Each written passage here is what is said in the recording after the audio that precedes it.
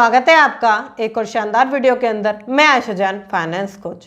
आज हम बात करेंगे इन्वेस्टमेंट के ऐसे 5 तरीकों के ऊपर जिन्हें अपनाकर आप 16 लाख रुपए तक बना सकते हैं। क्योंकि इन्वेस्टमेंट करना बहुत ज़रूरी है, क्योंकि जो लोग इन्वेस्टमेंट नहीं करते वो अमीर नहीं बन सकते। खाली सेविंग करने से आप कभी अमीर नहीं बन सकते। आपने देखा होगा आपके माता पिता, आपके रिलेटिव्स, वो सभी लोग सेविंग करते हैं, इसलिए वो कभी भी फाइनेंशियली फ्री नहीं हो पाए और कभी भी वो एक अच्छी अमाउंट को, एक अच्छा रिटर्न को नहीं पा पाए। आज हम सभी पर बात करेंगे कि इन्वेस्टमेंट करना कितना ज़रूरी है, कौन कौन से तरीके इन्वेस्टमेंट के अपनाकर आप अपनी लाइफ में बहुत कुछ चेंज कर सकते हैं। तो अगर आप इस चैनल पर नए आए हैं तो चैनल को अभी सब्सक्राइब कर लीजिए, बेल आइकन को हिट कर दीजिए, जिससे कि ऐसी वंडरफुल वीडियो आप बिल्कुल भी मिस ना करें। शुरुआत करते हैं।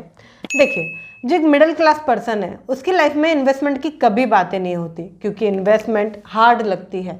इन्वेस्टमेंट का मतलब होता है लॉन्ग टर्म के लिए डालना, राइट। पैसा आपने डाल दिया है, वो धीरे धीरे बढ़ता हुआ दिखेगा, बट लास्ट के टाइम पर आपको ज़्यादा हुआ वो दिखेगा कि ज़्यादा रिटर्न से आपको मिल रहा है वो। बहुत सारे लोग इन्वेस्टमेंट इसलिए नहीं करते, उन्हें लगता है कि रिस्क है, नहीं करना चाहिए, कहाँ करें, बहुत सारी कन्फ्यूज़न के कारण वो इन्वेस्टमेंट नहीं कर पाते।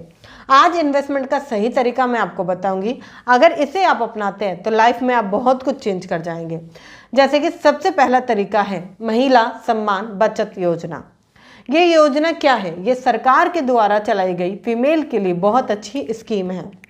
अगर आपकी कोई फ्रेंड है या आपके कोई रिलेशन में है, वाइफ है, सिस्टर है, मदर है या कोई भी है, अगर आपकी नज़र में कोई ऐसे फीमेल हैं जो कि कुछ ना कुछ बचत करते हैं या बचत नहीं करते हैं, तो आप उन्हें ये शेयर कर सकते हैं। इसमें सरकार के द्वारा फीमेल को सपोर्ट किया जाता है, इनकरेज किया जाता है आगे बढ़ने के लिए। एंड ये RBI से अश्योर्ड पॉलिसी है। इसमें आपको 7.5% तक का इंटरेस्ट देखने को मिलता है, जहां आपको बैंक में 3 से 4% मिलता है और बैंक में आपका पैसा खराब हो रहा है, वहां आपकी महंगाई दर के आसपास ये मिलता है आपको 7.5%। यहाँ पर आप 2 लाख रुपए तक डाल सकते हैं। मिनिमम आप 500,000 रुपए से भी शुरुआत कर सकते हैं और आप 2 साल के लिए इसको डाल सकते हैं। जो लोग अभी सोचते हैं कि कहाँ इन्वेस्टमेंट करें, या बहुत सारी ऐसी फीमेल हैं जो अपने लिए इन्वेस्टमेंट नहीं करती, या आप चाहते हैं कि आने वाले कल का सिक्योरमेंट हो मेरी वाइफ का, या आप चाहते हैं मेरी सिस्टर का फ्यूचर थोड़ा सा सिक्योर हो जाए, मेरे बच्चे का फ्यूचर थोड़ा सा सिक्योर हो जाए, तो आप इसको जा सकते हैं। ये बिल्कुल बेस्ट है। बहुत सारे लोग इसमें इनरोल कर रहे हैं, तो ये बेस्ट है कि आप इसे जाकर अपनाएं। इन्वेस्टमेंट के तौर से महिला सम्मान, जिससे कि खुद का वो सम्मान या खुद के लिए एक स्टैंड अप ले सके, थोड़ा सा पैसा जोड़कर वो आगे अपने करियर को देख सके। सेकंड की अगर मैं बात करूं, सेकंड आता है आपका गोल्ड। गोल्ड में माना गया है कि बहुत अच्छी इन्वेस्टमेंट है। आपका गोल्ड कहीं नहीं जाता। गोल्ड में बहुत सारे लोग इन्वेस्टमेंट करते भी हैं और कुछ लोग नहीं भी करते हैं।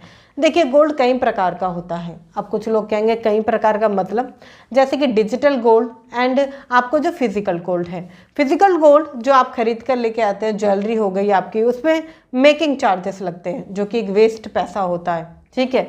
फिर उसको रखने की झंझट होती है कि घर में रखें, कहाँ रखें, लॉकर में रखें, ये सारी प्रॉब्लम हमको झेलनी पड़ती है। इतना ही नहीं, कई बार ऐसा होता है कि जब हम उसे सेल करने जाते हैं, किसी मजबूरी में हमें देना पड़ जाता है, तो वो प्योर गोल्ड नहीं होता, जिसके कारण हमने जितना पे किया है उससे कम हमें अमाउंट मिलता है। क्योंकि बहुत सारे लोग उन सारी पॉलिसीज़ को नहीं जानते जो RBI की तरफ से लगाई गई है सोने पर, फिर भी वो गलत चीज़ लेकर आ जाते हैं घर।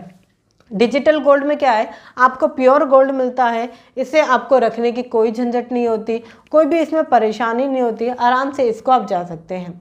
और अगर आप चाहते हैं कि गोल्ड में थोड़ा सा और समझाऊं मैं, तो एक चीज़ मैं आपसे कहना चाहूँगी, आप जा सकते हैं SGB। SGB क्या है? ये एक ऐसा बॉन्ड है जी जो कि सरकार के द्वारा बनाया गया है, RBI से अश्योर्ड है। इसमें आपको 2.5% तक का इंटरेस्ट देखने को मौका मिल जाता है। इतना ही नहीं, आप जो आपका सोना रखा हुआ है उस पर आपको ब्याज मिल रहा है, आपका सोना सेफ है, एंड इसमें आपको टैक्स पे भी नहीं करना पड़ता, तो ये बेहतर हो सकता है। ऐसे बहुत सारे बॉन्ड है जो सरकार के द्वारा चलाए जा रहे हैं। आपको थोड़ी सी समझदारी की जरूरत है कि आप जब गोल्ड में इन्वेस्टमेंट कर रहे हैं, क्या डिजिटल गोल्ड बेहतर रहेगा, या गोल्ड ETF बेहतर रहेगा, या बॉन्ड्स बेहतर रहेंगे, या फिजिकल बेहतर रहेगा गोल्ड, आपके देखना पड़ेगा थोड़ा सा एनालाइज करके। क्योंकि जब हम अपनी इन्वेस्टमेंट करते हैं तो थोड़ा सा सोचना तो बनता ही है, क्योंकि हम लॉन्ग टर्म के लिए करते हैं। थर्ड पॉइंट आता है आपका PPF, पब्लिक प्रोविडेंट फंड। ये बहुत अच्छा माना जाता है। इसमें क्या है, इसमें आपको 7.1% तक का इंटरेस्ट रेट मिल जाता है। इसमें लॉकिंग पीरियड 5 करके 15 साल तक हो जाता है। एंड इसमें आप मिनिमम कितनी भी अमाउंट से शुरू कर सकते हैं। इसमें आपको टैक्स भी पे नहीं करना पड़ता। सबसे अच्छी बात है, इसमें रिस्क नहीं है, क्योंकि इन्फ्लेशन के पास है। मैं हर बार बताती हूँ, जो भी सेविंग की स्कीम है या जो इन्वेस्टमेंट की स्कीम है, अगर वो कहीं ना कहीं इन्फ्लेशन के आसपास है या सरकार के द्वारा, RBI के द्वारा अश्योर्ड है, तो उसमें रिस्क की कोई टेंशन नहीं होती। तो ये रिस्क फ्री है, आप जाकर इसे इनरोल कर सकते हैं। और इसमें क्या कहते हैं, बहुत सारे लोग करते भी हैं, बहुत सारे लोग लॉन्ग टर्म के लिए करते हैं। तो आपके लिए एक बेहतर पॉइंट हो सकता है कि एक छोटी सी इन्वेस्टमेंट और एक छोटा सा रिटर्न, क्योंकि छोटा नहीं है, जहां आपको बैंक से 3 से 4% मिल रहा है, वहीं आपको 7.1% तक का यहाँ पर देखने को मौका मिलता है।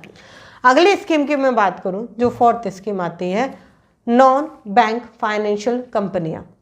ये कुछ ऐसी कंपनियां होती हैं जिनको बाहर से फंड चाहिए होता है। इनमें आप जाकर रजिस्टर कर सकते हैं। बहुत सारी ऐसी वेबसाइट्स हैं जहां पर जाकर आप इन्वेस्टमेंट कर सकते हैं। बट हाँ, किसी कंपनी में पैसा लगा रहे हैं तो थोड़ा सा रिस्क हो सकता है।